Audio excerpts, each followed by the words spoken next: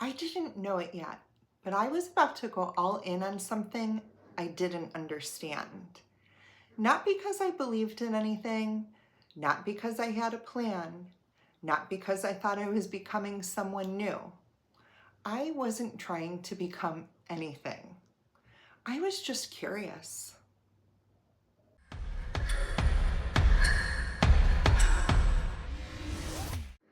After that moment in the meditation class, the skylight that wasn't, the colors behind my eyelids, the warmth on my face, I went home and did the only thing I had been told to do.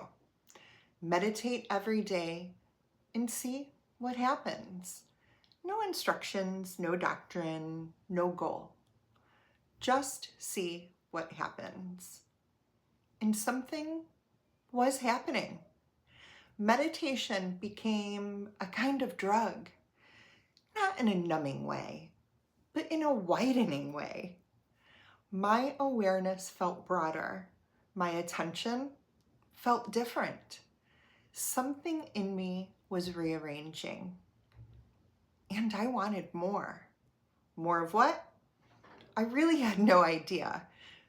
But I knew where to go to find it. Lilydale. I went back. Not for belief, not for answers, not for a spiritual identity. I went back because something in me had been tapped awake, and I wanted to follow the tap.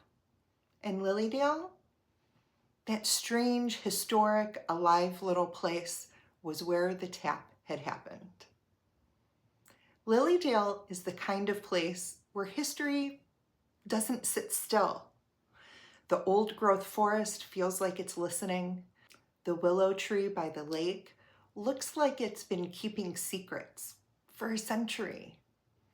If you close your eyes, you can almost hear horses and buggies moving down the dirt roads, or the hammering of nails when the Maplewood Hotel was first being built.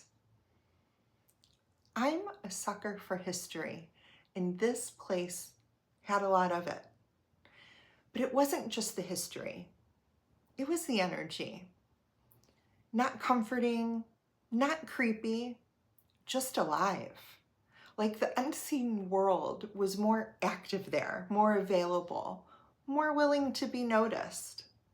And the free thought roots of the place, the Cassadaga Lake Free Association, the commitment to inquiry over doctrine, that edge made me feel safe enough to stay curious. So I signed up for something called Spiritual Insight Training. I thought it was meditation. It was mediumship. My first thought was, oh, I thought mediums were special. And I did not think I was the kind of person who could do that.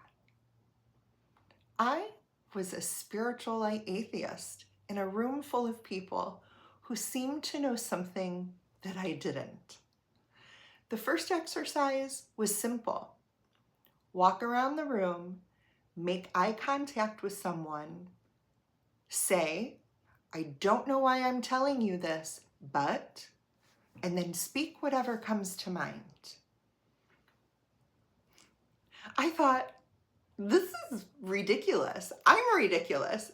Everyone here is ridiculous. But then I said something to a woman. I honestly don't remember what, but I do remember her face. Whatever I said meant something to her in a big way. And something in me went still. Not convinced, not converted, just more curiosity. I'm curious in a new direction now. Then came the remote viewing, describing a man's backyard, the barn, the sliding glass door, the layout of his land. He validated every detail. And I didn't know what to do with that. I wasn't trying to be right. I wasn't trying to be psychic. I wasn't trying to prove anything. I was just noticing. I was just doing the exercise. And noticing was doing something to me. After sit, I didn't go looking for more. More found me. I started a non-denominational ordination program, which honestly felt super absurd. An atheist becoming a minister? Sure, why not? But learning never hurt anyone. And at the very least, I could understand what other people believed maybe a little better. Maybe even shift my personal ministry away from scripture into Beatles songs. A lot of people need guidance and inspiration who aren't believers. So that's where my head was. I was getting a foundation. Then came Mari training, the Mandala Assessment Research Instrument. It's a mouthful, but color, symbol, psyche. This wasn't woo. It was Jungian, symbolic, fascinating. The idea that someone could pick colors and symbols and reveal what they were chewing on subconsciously, that blew my mind. Then came spiritual healing. Letting energy move through you and into another person is a real experience. There's body changes, warmth, coolness, colors. It wasn't meditation, but it felt like a deep meditative state, sorta, at the same time. I was learning new languages, and attention to my awareness was the tutor. Then I was invited to join the Mediumship certification program and its weekly circle. And I did not feel ready for that, but I was excited. I wanted to be with people who were figuring it out the same way I was. And then came the week-long workshop. It was so fun. Smoke readings. I still have mine framed. Dowsing rods, which were shockingly responsive. Observing trance. I couldn't get into it myself, but watching it, it was interesting. It was all strange, all real. None of it could be explained away. And I still hadn't wrapped my head around what I was doing there. And underneath all of it, my personal life, it started to unravel.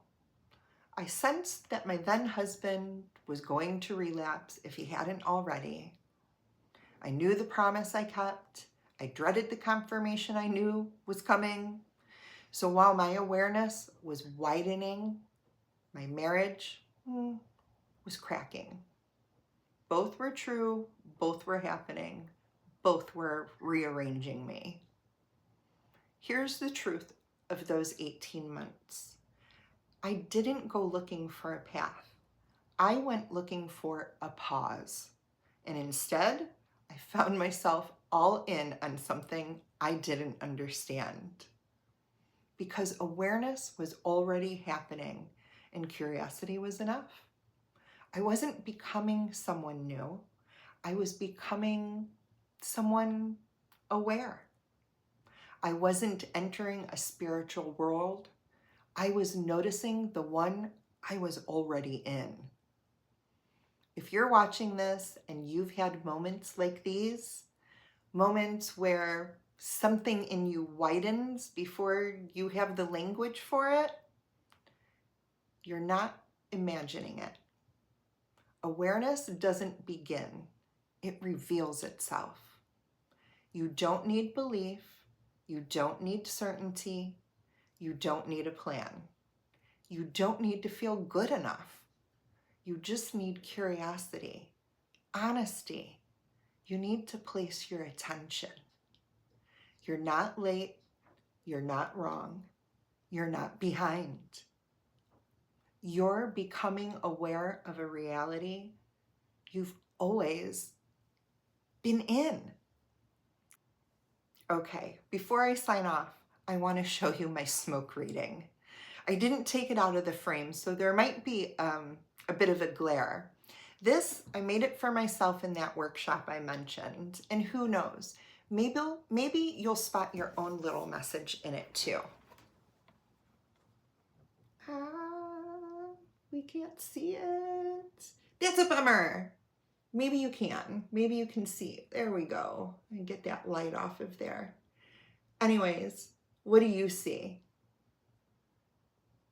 Share in the comments. Let me know what you're curious about. Know yourself. Own your knowing.